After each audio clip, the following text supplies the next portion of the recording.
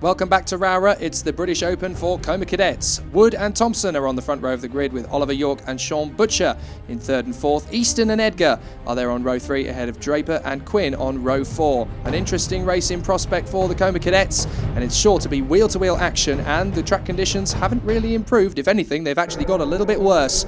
So here we go, off the line, a good start there from Wood as they bow down to the first corner. A little bit of jostling in the first chicane, and oh, there's a spin, it's Edgar! Edgar in the middle of the pack has spun it! Down to the very back of the field. There's the 17 rejoining the fray, down to last position. It's really going to be a tough afternoon for him from here. Yeah, that's an almost impossible task now from the back of the field. Spins out in the chicane from 6th place down to last, and it is Tom Wood, the 9 kart, that leads it.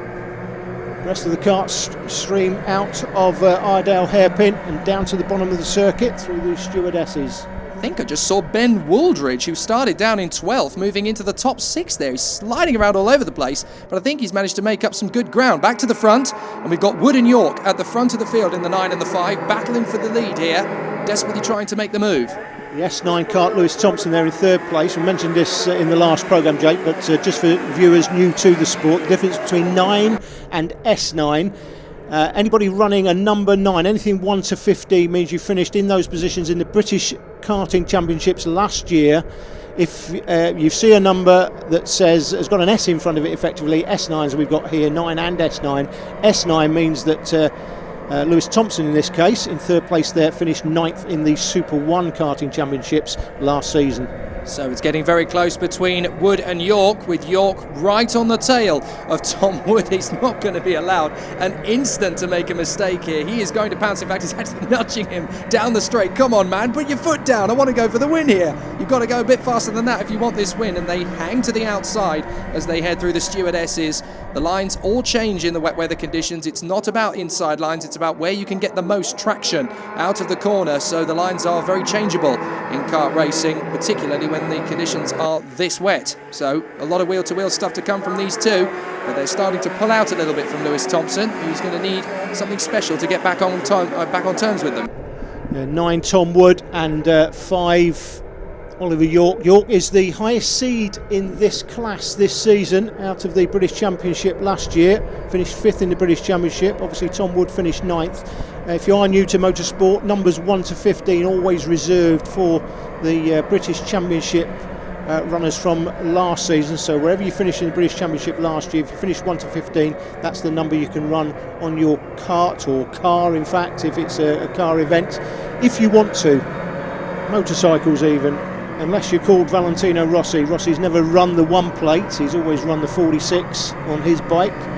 But I think that's something to do with his branding, Jake.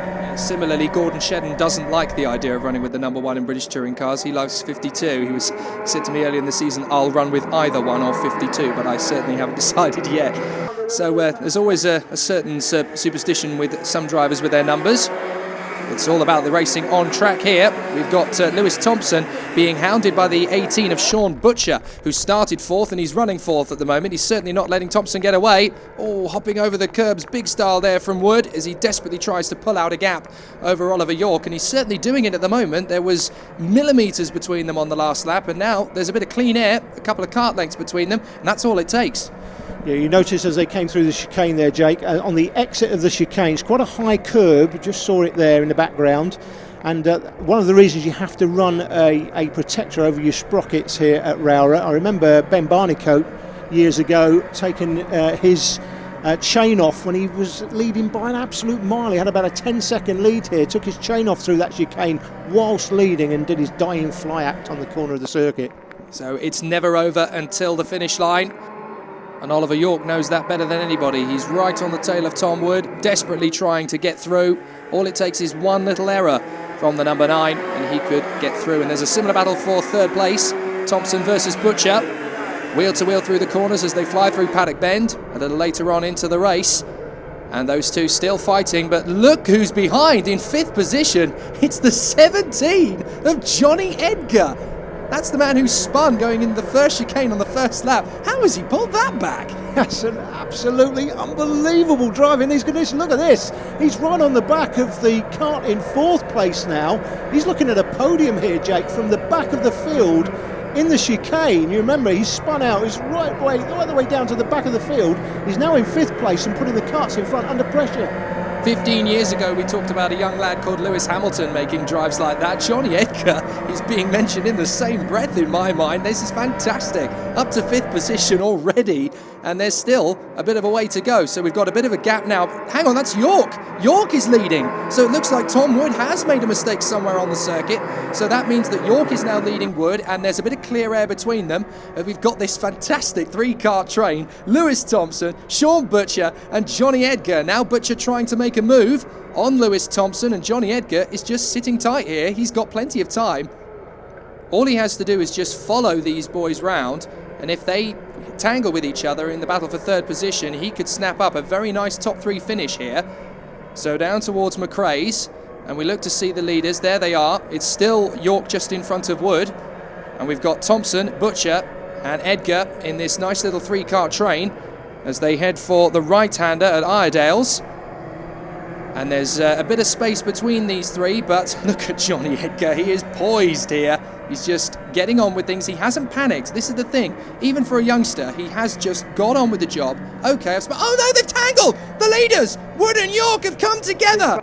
That's at the stewardesses, and that's made absolutely everything change. Now Thompson is your leader, Butcher is alongside, and Edgar's got through to 2nd position. The 5 is there, York in 3rd position. Unbelievable, the entire dynamic of the race has suddenly turned on his head, and Edgar's up to 2nd. Now he's going for the lead, side by side for the lead.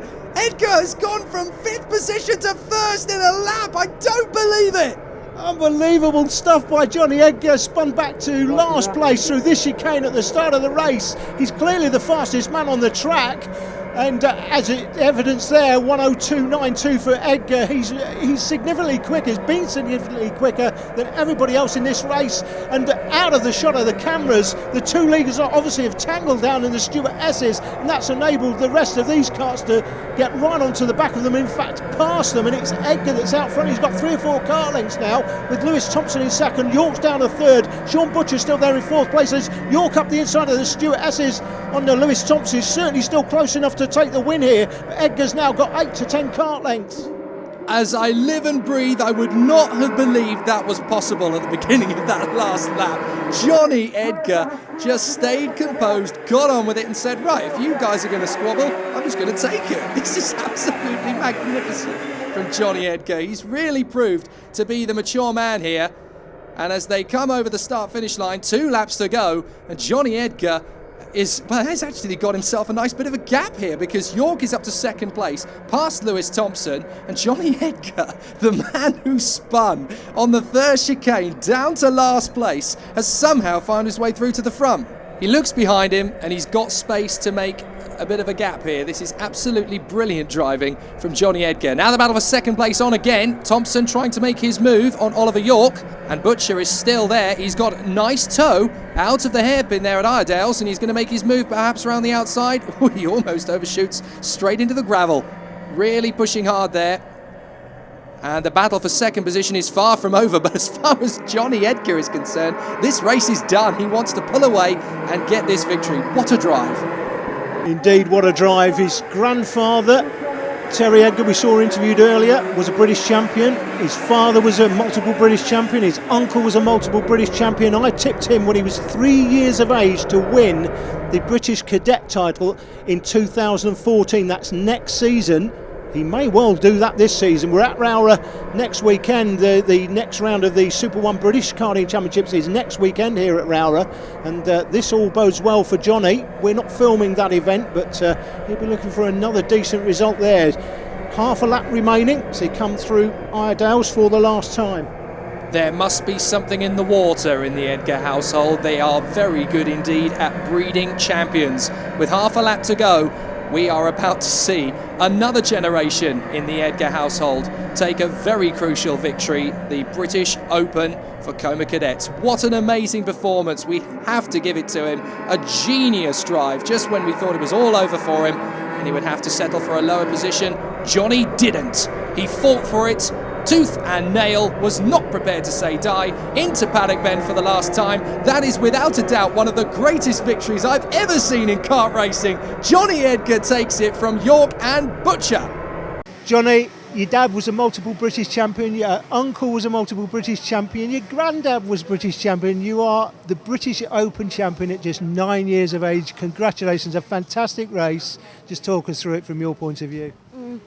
At the start I got hit and I dropped to the back, and then I was catching and I got through to 5th, and then Oliver York and Tom Wood had an incident at Cliff Face, and then Sean Butch and Lewis Thompson, who were in a group, and then they got stuck behind Oliver York when he got set off again, and I passed Oliver York and Sean Butcher into the right going down the hill, and then into the pit corner I passed Lewis Thompson, and then I just got a little bit of a gap, and on the last lap I didn't have to defend.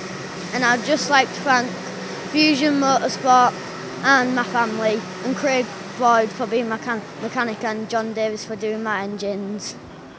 We're back after the break with more from Rara. If that's what the racing is going to be like today, bring it on.